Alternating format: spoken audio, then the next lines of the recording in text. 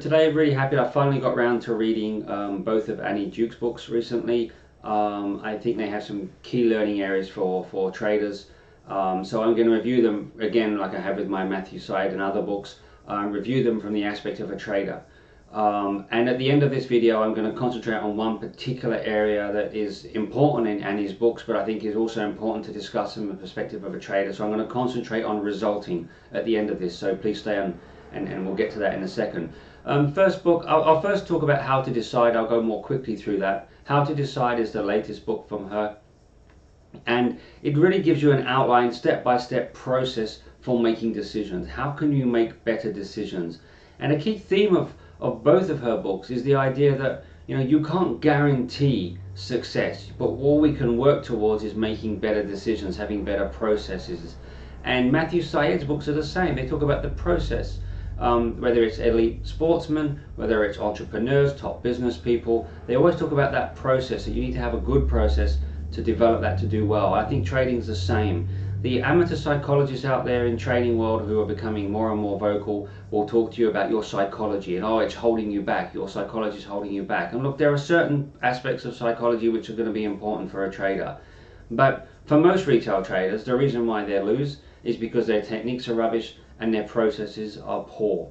It's a bit like me. I'm an 18 handicap golfer. It's no point in me employing a psychology coach, right, to become a professional golfer. I've got to get my technique, my golf game on pat first, and I also need my processes to be good so that I can correct all my mistakes. So as a retail golfer level, psychology is really what you do as the last thing I need to work on. What I need to work on first is to make sure I actually have a decent golf game.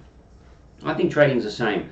And interested that both Annie Duke and Matthew Syed talk a lot more about process than anything else really, and that's something that we should really learn to develop. So, How to Decide, step-by-step guide to building better processes and also becoming a better decision maker. Understanding that you can make better decisions, and the outcome, as we're going to talk later with resulting, the outcome sometimes is not always what we want, but you've still done the right thing.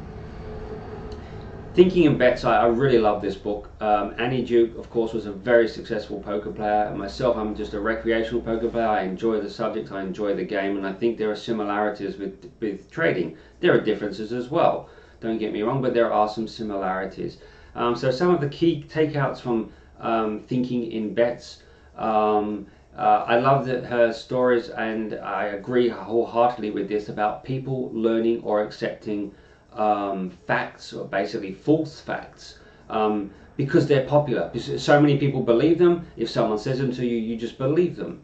These exist in the poker world. She gives examples of them. So for example, in poker, a lot of recreational players will play what are called suited connectors in Texas Hold'em poker. Suited connectors, you get dealt two hands. They're connected, which means they're next to each other, so 5 and 6, 8, 9, 3, 4, and they're suited means they have the same suit. So a 4, 5 of diamonds, 6, 7 of clubs, 9, 10 of spades. They would be called suited connectors. Potentially with those hands you can make straights and flushes, and there's a view in the recreational in that sense, poker world, as Annie Duke says, that recreational poker players play these hands a lot, and they believe, because they've been told, it's widely accepted fact, that you can win big with these hands but lose small. And of course every poker player, as every trader wants, is a small potential loss profile and a big profit profile. So they play those hands a lot. Annie Duke then challenges people when they say that and say, well, can you show me the evidence of that? Show me your P&L for every time you've done that, to demonstrate that, or show me the evidence you have to support it. Because as she says, it's actually not true.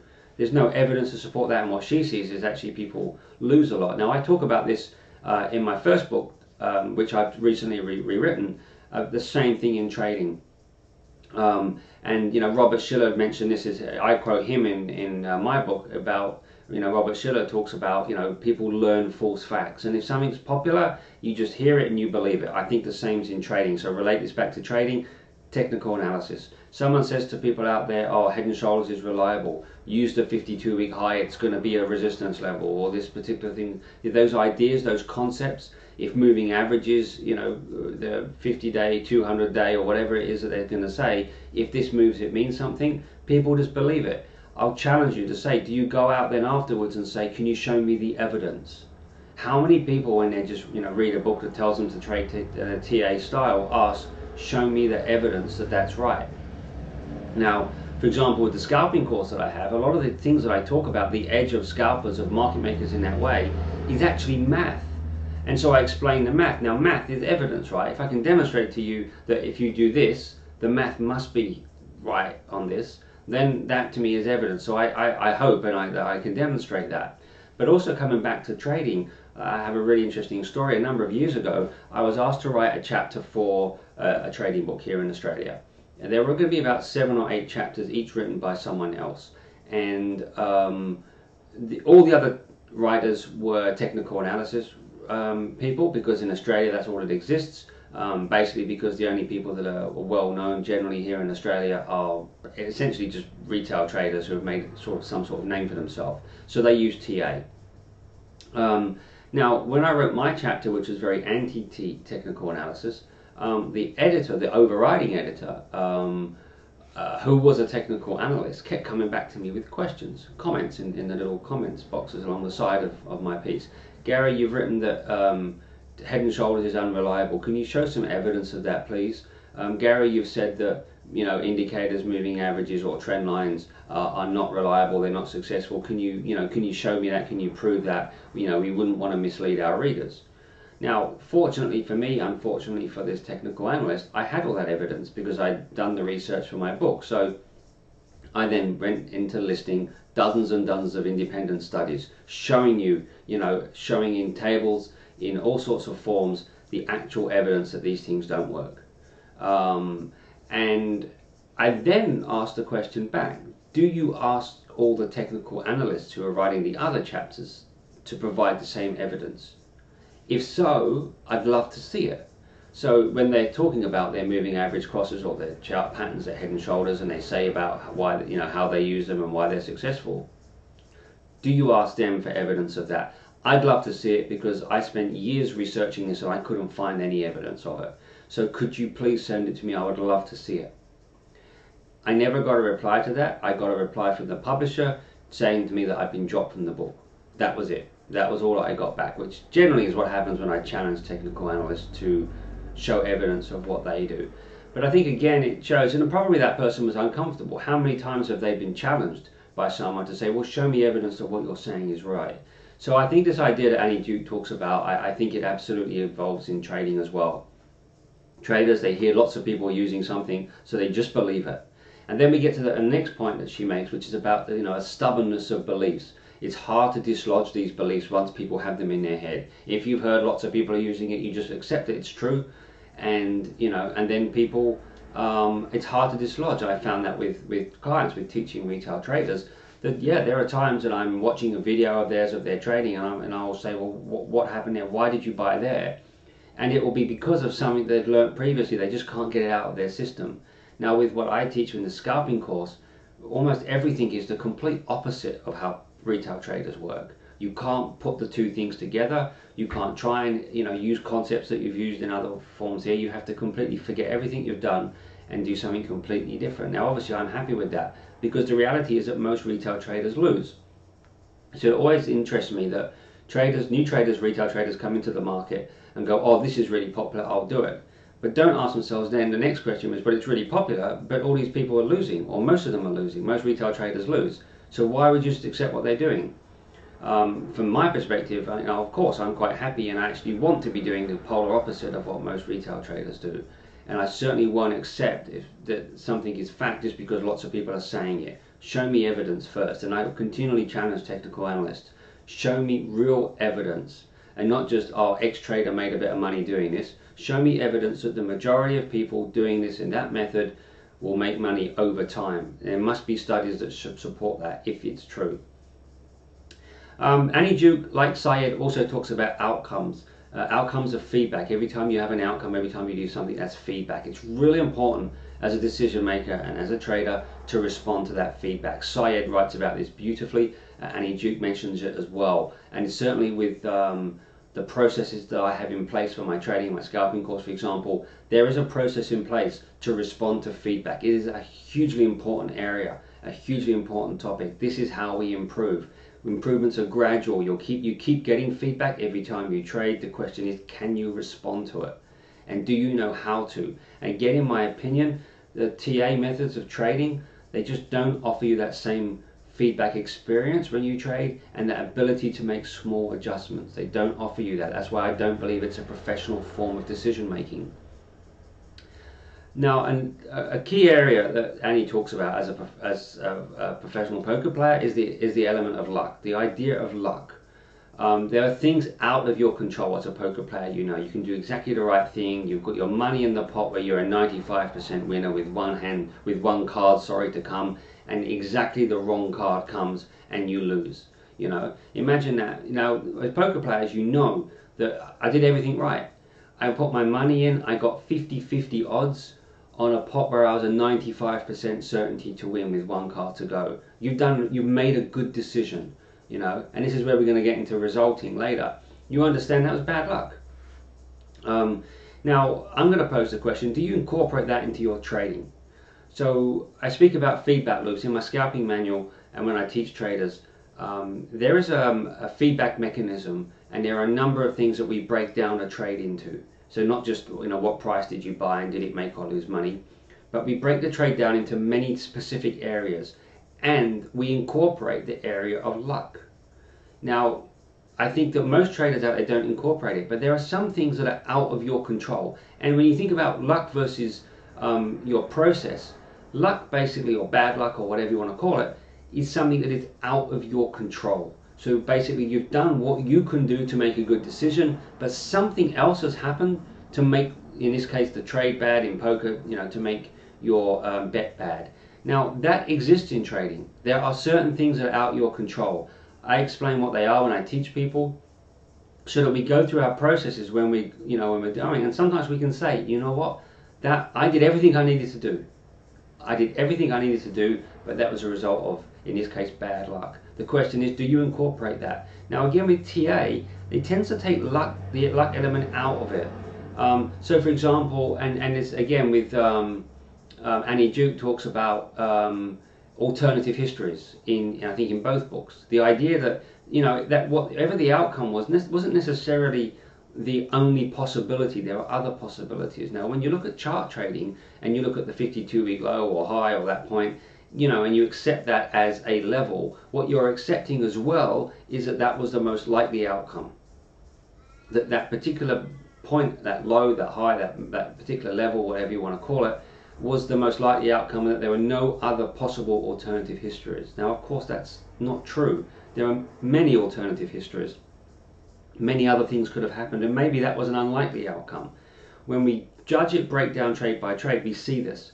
And those of us that trade, you know, a lot more, we see sometimes, you know, a market hit a high and it just traded a one lot, for example. 6 months time, I'm not really interested in what that did. It was unlikely that was going to happen. In different circumstances, it may have traded something differently. So this idea of luck and that ability to say, when you go through your trading, to say, you know what, I did everything well, but that was bad luck. And we'll get more to this point when we talk about resulting. So it's important to understand there are things out of your control. Can you accept that in your trading and implement that when you're going through your analysis?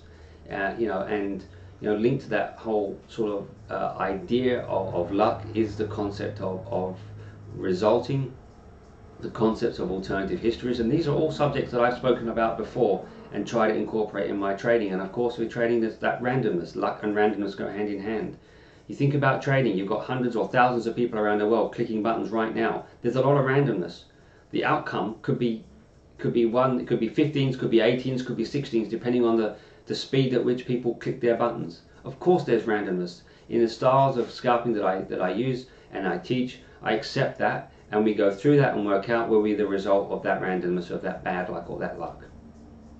It's an important part of decision making to go through that process.